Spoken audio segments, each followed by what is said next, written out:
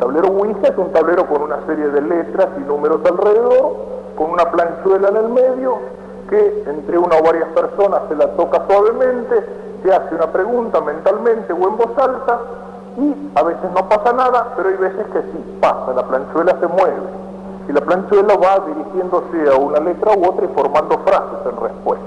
Es lo que entre nosotros se llama el juego de la copa, porque se lo toma como un juego, y porque a veces en algunos ambientes se lo hace para divertirse. Vamos a jugar al juego de la copa. En una reunión de amigos, en una reunión de chicos y muchachos, ¿qué hacemos? Vamos a jugar al juego de la copa. Entonces, en vez de la planchuela, se pone una copa en la mesa, se hace el tablero, se toca suavemente la copa, se le interroga, y a veces la copa se mueve y empieza a dar respuestas, que al principio son respuestas breves, si no, después la copa se va poniendo charlatana, va construyendo frases enteras, respuestas a las preguntas que se le hacen y a veces a las preguntas que no se hacen. Y ese juego va absorbiendo a las personas que lo practican. Y si el grupo que practica el juego es un grupo estable, son siempre las mismas personas y lo practican.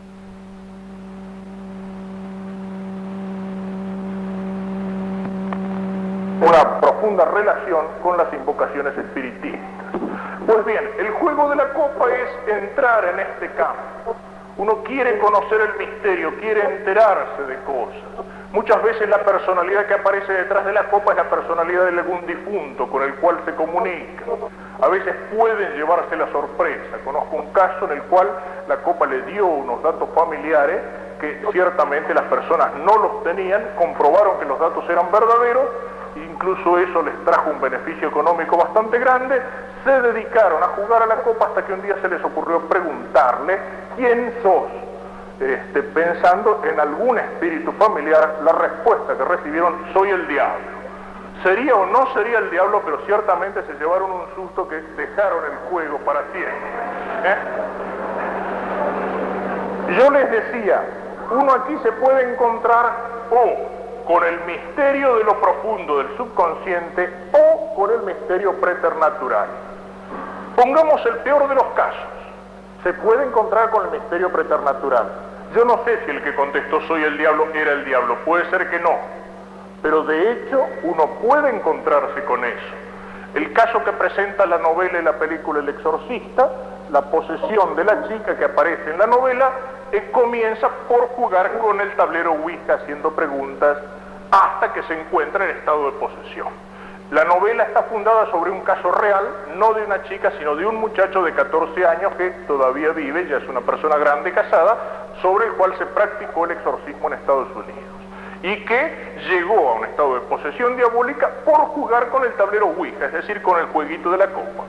Pero pongamos el mejor de los casos, no es el diablo. O pongámosle incluso, si alguno no cree, el diablo no existe. Y entonces uno juega con el jueguito de la copa y recibe esas respuestas de difuntos. Dios, a los que están en el purgatorio o en el cielo o en el infierno, pienso a priori que no les va a dar permiso de salida para que ir a contestar tonteras que les preguntan un grupo de chicas y de muchachos que quiere divertirse. Es una cosa más seria, la ultratumba o la otra vida. Preguntan y reciben respuesta. ¿Quién es el que responde si no es el diablo? Puede ser el mismo que pregunta, o puede ser el grupo de personas que se encuentra rodeando al que pregunta. Pero, ¿qué pasa? Uno hace conscientemente la pregunta a la copa y por ahí es uno mismo el que se está contestando, pero se contesta como si fuera otra persona y piensa que es otra persona la que contesta. O se llega a formar, cuando es un grupo el que practica el juego, una especie de subconsciente colectivo, una personalidad formada por el subconsciente, por influjo subconsciente de las diversas personas que están allí reunidas. Entonces el jueguito no es peligroso porque no está el diablo, sí es peligroso. ¿Qué pasa cuando una persona pregunta, dándose cuenta de que soy yo el que pregunto, y me contesto yo mismo, es decir, una fuerza de mi subconsciente, que yo pienso que es otra persona? A partir de ese momento se ha establecido en mí el principio de la división de la personalidad. Hay una división de la personalidad, la cual es una de las formas más peligrosas de esquizofrenia Y en un determinado momento, por seguir jugando al jueguito de la copa, esa personalidad puede dividirse, o sea, puede quedar definitivamente dividida, o sea que uno se puede volver loco por jugar con el juego de la copa. O sea, o el peligro en meterse a jugar con el misterio puede ser el encontrarse con el espíritu de las tinieblas, o puede ser simplemente el volverse loco. Recuerdo un libro que leí hace muchos años de un misionero en Alaska, el padre Llorente, que tenía que pasar por su función como misionero en esas tierras difíciles tiempos muy largos solo. En alguna casa, en alguna misión, sobre todo en el invierno de Alaska, donde no resulta fácil comunicarse y hay poca población. Pues bien, el padre Llorente, un andaluz muy expresivo, decía, hablando de la soledad, si en algún momento te encuentras con que estás hablando solo en voz alta, cuidado. Dice, pero si en algún momento te das cuenta de que aparte de hablar solo en voz alta, te estás contestando a ti mismo como si fueras otra persona, dice, pues aunque haya tormenta de nieve, tómate el trineo y vete a buscar a alguien con quien hablar, hombre, porque te estás volviendo loco. O sea, eso es lo que puede llegar a pasar, digamos, por un jueguito de esto. Por eso les decía que el meterse a buscar el misterio o lo presuntamente sobrenatural a tientas, sin la fe que me alumbra el camino, sin un conocimiento de a dónde me estoy metiendo, es peligroso, es sobrenaturalmente peligroso, pero aparte de eso, aún en el aspecto humano, en el aspecto psíquico es peligroso. Yo algunas veces que he hablado de este tema con gente que había practicado el juego, me he encontrado con casos como estos. Un caso que recuerdo, me decían, bueno, practicábamos el juego, un grupo de amigos en la casa de una persona. La dueña de casa dirigía el juego y la copa contestaba y nos contestó preguntas que ciertamente no podía saber la dueña de casa. Preguntas que nosotros a lo mejor conocíamos, pero que ella no podía saber. Sin embargo, una de las cosas que le llamaba la atención es que la copa, oportuna e importunamente, como dice San Pablo, hablaba pestes del marido de la dueña de casa, que era divorciada. O sea, ciertamente, constantemente estaba el subconsciente de la que dirigía el juego apareciendo en el jueguito y haciéndole hablar a la copa pestes del marido. O sea, ahí ciertamente no era el diablo, era un problema del subconsciente. O sea, pero ahí se está produciendo esa escisión, esa división de la personalidad, que si en algún momento se fija, el jueguito puede hacer que una persona se vuelva loca. Tenemos entonces esta franja oscura. Se ha apagado la luz de la fe, se ha cerrado por arriba la cosa, el hombre se mete a buscar la trascendencia y a buscar el misterio a tientas en ese campo de oscuridad. Después señalaremos qué es lo que hay dentro de ese campo de oscuridad. Pero antes de empezar a particularizar, quisiera hacer todavía otra observación. Cuando uno se mete en ese campo a buscar la trascendencia, precisamente porque le falta guía, puede pasar dos cosas. Que uno encuentre, con la gracia de Dios, la verdadera trascendencia hacia arriba, o que uno, creyendo que está encontrando la trascendencia y que está encontrando a Dios, se meta a caminar hacia abajo. O sea, como hay una verdadera trascendencia hacia lo alto, hacia lo que es más que humano, sobrehumano, divino, hay también una falsa trascendencia hacia abajo. Y el camino hacia arriba y hacia abajo son caminos parecidos. Dice el padre Castellani en un artículo que tiene sobre Freud y el psicoanálisis, que a él le llama la atención que mientras Santa Teresa penetraba cada vez más profundamente en sus moradas interiores, Santa Teresa encontraba cada vez más luz. Mientras, en cambio, Freud y los psicoanalistas penetran cada vez más profundamente en su interior, dice, lo que encuentran es cada vez más barro, cada vez más inmundicia, cada vez más porquería. Y se pregunta Castellani, dice, ¿quién tiene razón? Tal vez los dos.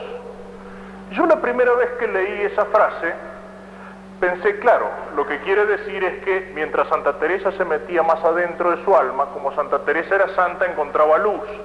Como Freud era bastante puerco, encontraba inmundicia. Pero después, pensándolo, he llegado a la conclusión de que no es así, de que los dos seguían caminos distintos. Santa Teresa seguía el camino hacia lo alto, mientras que Freud seguía el camino hacia lo bajo. Y eso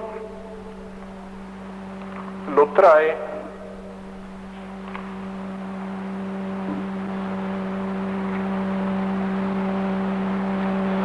la frase de Castellani. Dice: Santa Teresa, cuanto más hondo entraba en el alma humana, sin negar la realidad de las alimañas venenosas, más maravillas encontraba, mientras nuestros psicólogos de hoy encuentran cada vez más fango, pantano, basura y monstruos inconcebibles. ¿Quién sabe quién tiene razón? Tal vez los dos la tienen. El psicólogo Hans Prinzhorn dice, comparando la noche oscura de los místicos con el psicoanálisis: la noche oscura de los místicos es comparable al psicoanálisis, pero al revés, para arriba y no para abajo. O sea, señala, no es que cada uno encuentre adentro lo que tiene, sino que uno va hacia arriba, en cambio el otro va hacia abajo.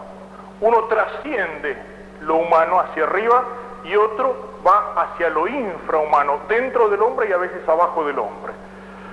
El mismo Freud lo dice de alguna manera en una carta que escribe en 1936 a Ludwig Binswanger. Dice Freud, comparando esto con una casa: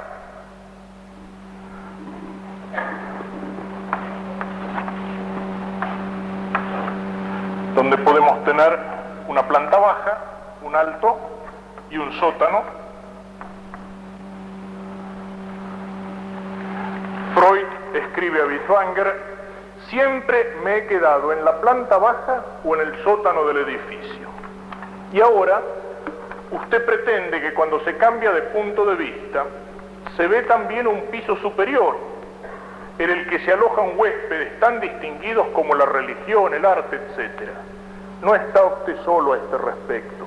La mayoría de los especímenes cultos del Homo Natura piensan por el estilo. Usted en esto es un conservador, yo un revolucionario. O sea, es la confesión de Freud. Yo siempre me he quedado en la planta baja o en el sótano del edificio. Uno de los lemas de Freud es aquel: aqueronta movevo, revolveré los abismos. Puede ser que haya un piso superior, dice Freud, no me interesa. Yo me he quedado en la planta baja o en el sótano del edificio. Ese es el problema de la trascendencia cuando el hombre no está iluminado por la fe. No solo que se mete o se puede meter en ese campo, en esa franja oscura, sino que en lugar de subir hacia lo alto, puede meterse hacia lo bajo. Y de hecho, es sumamente frecuente esa confusión. Y es difícil de detectarla, porque los fenómenos que se dan en un caso o en otro caso, físicamente, como los puede constatar el científico, el médico, la ciencia positiva, esos fenómenos son exactamente los mismos. Pongámosle una catalepsia en la cual se produce en la persona una rigidez de los miembros, una insensibilidad al ambiente exterior total. ¿Cuál es la causa que la produce? La causa puede ser o una trascendencia hacia arriba, es el éxtasis de los místicos, en el cual el místico queda fuera de sí, hacia lo alto, está tan unido a Dios que se vuelve insensible al ambiente que lo rodea. El caso del místico en oración profunda, que puede llegar hasta la levitación. El caso del que se encuentra frente a las apariciones de la Virgen, los pastorcitos de Fátima, por ejemplo. No oyen nada de lo que pasa alrededor, quedan duros, insensibles, y aún en el caso de que los pinchara, se los golpeara, no sienten nada. Pues bien, esa catalepsia, ¿qué significa? Que el alma está como fuera del cuerpo, pero tendiendo hacia lo alto en unión con Dios. Los mismos síntomas se pueden presentar en una catalepsia histérica, con la diferencia de que aquí la trascendencia no es hacia lo alto, sino hacia lo más bajo del subconsciente de la persona. En un caso es un enfermo, en otro caso es un místico. Los síntomas aparentemente son los mismos, pero el camino que se sigue ha sido un camino distinto. En un caso hacia lo alto, hacia Dios, en un caso hacia lo bajo, hacia lo infrahumano, hacia lo subconsciente. Con mucha frecuencia se confunden estos planos. Podría indicar muchos ejemplos en este sentido.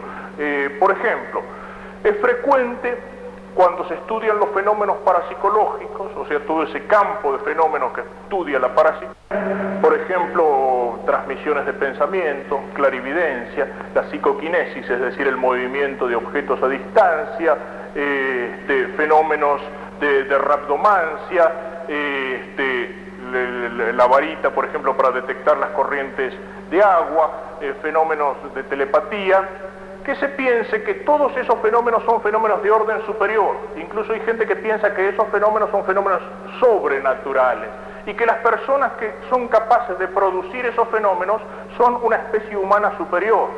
En toda la literatura de ciencia ficción, o sea, donde mezclan la ciencia con la imaginación, con la ficción, hablan de los mutantes. O sea, el tipo que tiene esos fenómenos es un tipo que se encuentra en un grado superior de la evolución humana, que está más allá del hombre común, y por eso es capaz de producir esos fenómenos. Yo me acuerdo que cuando el parapsicólogo israelí Uri Geller hacía exhibiciones en un teatro de Buenos Aires, la especialidad de Uri Geller era la psicoquinesis, es decir, con la mente influía sobre objetos, doblaba objetos metálicos, una llave, una cucharita, y eso se lo mostraba en el teatro por un aparato de televisión. O sea, cómo realizaba el fenómeno eso, tocando suavemente el objeto o incluso sin tocarlo. A la salida del teatro comentaba el diario La Razón, que hacía la crónica, que un señor decía, pero este muchacho está 100 años por delante de nosotros. O sea que en la evolución de la humanidad dentro de 100 años vamos a poder llegar a doblar cucharitas con la mente.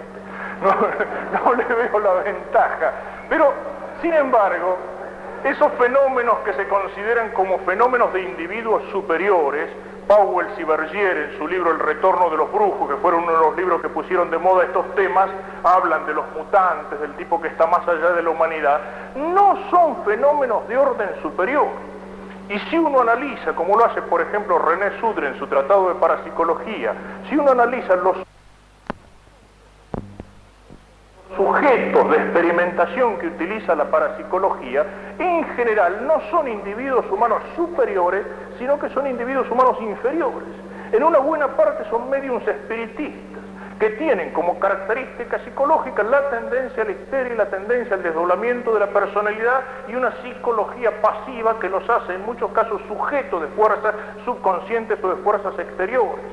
En algunos casos el fenómeno, las potencias, los poderes parapsicológicos se destapan en esa persona después de un trauma psíquico o de un trauma físico incluso. Uno de los sujetos más interesantes que estudia la parapsicología en los Estados Unidos es el holandés Peter Hurkos, un clarividente que incluso ha servido para resolver muchos casos policiales. Se le da un objeto que ha estado en el lugar del crimen, de la persona asesinada, y teniendo el objeto describe al asesino. Pues bien, Peter Hurkos era un albañil al cual, después de la caída de una escalera en la cual se le produjo una fractura de cráneo, se le despertaron ese tipo de facultades. Y es un hombre de una psicología tan inestable que el problema de un interrogatorio es que no puede durante más de 3 o 4 minutos mantener el hilo de una conversación, porque salta de un tema a otro, o sea, tiene imposibilidad de fijar la atención. O sea, en ese sujeto enfermo es donde aparecieron así, y después de un trauma físico, ruptura del cráneo, aparecieron ese tipo de fenómenos. Podríamos señalar muchas otras cosas en eso. El hipnotismo es un fenómeno que puede practicarse con los animales, con las gallinas, por ejemplo, y con otro tipo de riores. La transmisión de pensamiento es algo que se ha ensayado con perros, y lo que se llama transmisión de pensamiento no es transmisión de pensamiento, porque no se transmite un pensamiento, no se puede transmitir un concepto abstracto. Si yo quiero transmitirle al otro mesa, y yo pienso la palabra mesa, no pasa nada, el otro no lo recibe. Yo lo que tengo que hacer es imaginar una mesa, o sea, visualizar la figura de una mesa, entonces sí puedo transmitirle, no el pensamiento, que sería algo de orden superior y más espiritual, sino la imaginación, que es algo ligado a lo sensible, y que también la tiene el perro y también la tiene el caballo. Y las posibilidades de influir sobre los animales, incluso según muchos autores, y es algo que incluso hasta se ha puesto de moda, permiten también una cierta comunicación con las plantas. lo que se dice de hablar a las plantas, de tratar a las plantas con cariño, de que las plantas son capaces de captar los sentimientos de una persona. Ciertamente los animales son capaces de captar los sentimientos no manifestados de una persona. Hay una rueda de personas entre las cuales hay una que le gustan los perros, el perro viene, da una vuelta y se acuesta al lado de la persona que le gustan los perros, aunque la persona no lo haya acariciado. O sea, captan así intuitivamente. ¿Qué está indicando esto? Que todo ese tipo de fenómenos no se producen en el orden superior de lo espiritual ni de lo sobrenatural, sino que son fenómenos que más vale tienden a producirse en el orden del psiquismo inferior, más ligado a la imaginación y a la parte biológica, en el cual incluso hay una coincidencia del hombre con el mundo animal y del hombre con el mundo vegetal. Son fenómenos entonces que no son de trascendencia verdadera hacia lo alto, sino que son más vale de una trascendencia hacia lo bajo, hacia lo profundo, hacia la parte inferior del psiquismo en el hombre o hacia la parte subconsciente o hacia la parte del psiquismo cósmico. ¿Qué es lo que encontramos dentro de esa franja oscura? Voy a enumerarlo, después podemos hacer unos minutos de descanso y después alguna observación sobre cada uno de estos puntos.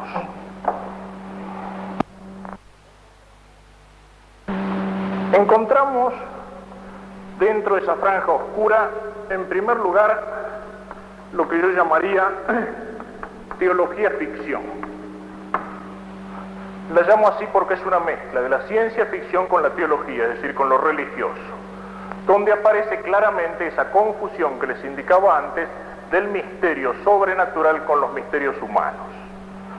En segundo lugar, podemos encontrar lo que podríamos denominar el fondo psicológico, o sea, el tipo de fenómenos al cual estaba haciendo referencia recién y que estudia el psicoanálisis o la parapsicología y en el plano en el cual trabajan muchos de los fenómenos espiritistas. En tercer lugar, podemos ubicar lo que llamaríamos mancias diversas. Mancia significa adivinación y es el plano donde se ubica la astrología, donde se ubica la quiromancia, donde se ubica el I Ching. En tercer lugar, podemos ubicar el plano, llamémoslo así, de las supersticiones varias, donde podemos ubicar formas diversas de curanderismo, las formas más bajas del espiritismo, los payés, los gualichos, los cultos populares que se difunden en nuestro país como el de la difunta Correa, etc. En tercer lugar, en quinto lugar, podemos ubicar las sectas. O sea, cuando hablo de sectas, no me refiero, cuando se habla del protestantismo, hay que distinguir entre lo que son las iglesias protestantes, con las cuales tenemos puntos en común y tenemos puntos de divergencia, ciertamente, pero a las cuales hay que tomar con seriedad. Que si pensemos en la iglesia anglicana, en la iglesia luterana, hay detrás de eso una teología con la cual hay puntos de desacuerdo y hay algunos puntos de coincidencia, pero es una cosa distinta. Cuando hablo de sectas no me refiero a las grandes iglesias protestantes, sino a lo que ha surgido, como subdivisión y subdivisión de esas iglesias, o sea, tipo de los testigos de Jehová, de los abatistas, de los mormones, o sea, esas sectas que hacen propaganda, que hacen proselitismo entre nosotros, que van de puerta en puerta, y que las podríamos señalar como de dos tipos. Son sectas de tipo apocalíptico y sectas de tipo pentecostal. Son los dos tipos principales de sectas. Tenemos luego lo que podemos denominar el ocultismo estrictamente dicho. El ocultismo estrictamente dicho es lo que hay en el fondo, de la filosofía masónica, en el simbolismo de la masonería, en los rosacruces, en la alta magia, en los martinistas, en grupos como los Caballeros de la Orden del Fuego, como la Suprema Orden de Acuario y toda otra serie de grupos que constituyen ese mosaico de sectas y de orientaciones. Luego tenemos el pseudo orientalismo, es decir, los grupos que afirman que provienen de Oriente, ya sea haciendo una mezcla del pensamiento occidental con el pensamiento de varias religiones de Oriente, como es el caso de la teosofía, ya sea presentándose directamente como grupos orientales, como puede ser la meditación trascendental del Maharishi Mahesh, los Hare Krishna, el grupo Luz Divina del Gurú Maharaji, el grupo de la Iglesia de la Unificación del coreano Moon y otros, budistas, yogas, etc. Y por último, en orden de numeración, pero no de importancia, lo que podemos denominar ya directamente el satanismo, es decir, las diversas formas de culto satánico, ya sea orgiástico, no serio, ya sea de culto satánico serio, e incluso la difusión del satanismo a través de algunas novelas, de algunas películas y de algunos medios de comunicación. En primer lugar, entonces, hemos señalado las causas del fenómeno. ¿Por qué se produce esta invasión de sectas, de cultos? ¿Por qué se produce esta moda del ocultismo? Podemos responder, sintetizando lo que venía diciendo hasta ahora, la causa es el vacío espiritual y la apostasía de la fe verdadera. Históricamente vimos cómo esa apostasía se produce a lo largo de todo un proceso de sucesivas negaciones que lleva a la negación de Dios y en ese mundo materialista a que aparezca la caricatura de la religión verdadera. Si miramos eso en el hombre, este mundo materialista trata de vaciar de Dios el alma del hombre, pero el hombre, como necesita de Dios, no puede quedarse con ese vacío. Miren que no es casualidad que las sectas surgen en los países más desarrollados y más materialistas. Estados Unidos es el terreno más propicio para el surgimiento de las sectas. El vacío en el alma del hombre, el materialismo que ha tratado de ahogar lo espiritual, tiene como consecuencia que el hombre va a buscar lo espiritual, lo sobrenatural, lo trascendente por caminos equivocados. Buscando en ese camino se mete en un terreno peligroso y en ese terreno peligroso se puede dar o una trascendencia verdadera hacia arriba o se puede dar una falsa trascendencia hacia abajo y las dos cosas se confunden con facilidad. Podemos hacer un descanso, unos 10 minutos y después continuamos. Elementos que podemos encontrar dentro de eso que denominaba como un campo. Vamos a señalar alguna iniciativa de los temas. Necesariamente tengo que sintetizar mucho. Cada uno de estos puntos sería como para una conferencia, ¿no es cierto? O sea, solamente me interesa dar algunas indicaciones. La primera parte, la que he venido señalando hasta aquí, la tengo puesta por escrito, aparece como artículo en el próximo número de la revista Micael, la revista del Seminario de Paraná. O sea, más o menos las ideas fundamentales que he desarrollado y algún otro tema más, algunas consideraciones pastorales y algún elemento que voy a señalar después. Si Dios quiere, poco a poco podremos ir poniendo también estas cosas por escrito. Uno de los problemas que hay es que si bien hay mucha bibliografía sobre este tema, es difícil encontrar bibliografía que verdaderamente sirva como orientación. O sea, se escribe mucho, pero se escriben muchas macanas. Uno se mete a veces en todos estos temas por curiosidad, para investigar qué es lo que hay en ese campo oscuro y se mete sin la formación suficiente. No solo la formación doctrinal suficiente, que muchas veces falta, sino aparte de eso la formación psicológica suficiente. No basta con tener algunas ideas claras en la cabeza para poder meterse a experimentar esto. La Iglesia tiene mucha conciencia de eso, por ejemplo, cuando no permite practicar el exorcismo a cualquier sacerdote. No basta con que sea un sacerdote que conozca teóricamente, sino que tiene que tener algunas cualidades psicológicas y sobre todo espirituales, sobrenaturales muy particulares. Si no, es peligroso el meterse a practicar un exorcismo. La curiosidad es mala consejera. Miren, y si tuviera que dar un consejo, sería lo primero que les diría. En este tema pasa un poco como pasa con la droga. ¿Qué es lo que pasa con la droga? ¿Cómo empiezan muchos? Empiezan probando. El muchachito que el compañero en la barra o en el colegio le dice, pero vos todavía no probaste, no fumaste yerba, hay que probar alguna vez, con probar una vez no se pierde nada. ¿Cuántos empezaron así, probando? ¿Cuántos empezaron preguntando? ¿Cuántos empezaron por curiosidad? Por fumar el primer cigarrillo. Y eso es lo que pasa a veces en este tema. Bueno, comprobar no se pierde nada. Voy a ir una vez para ver cómo es esta sesión espiritista. Voy a jugar a la copa una vez para ver cómo es.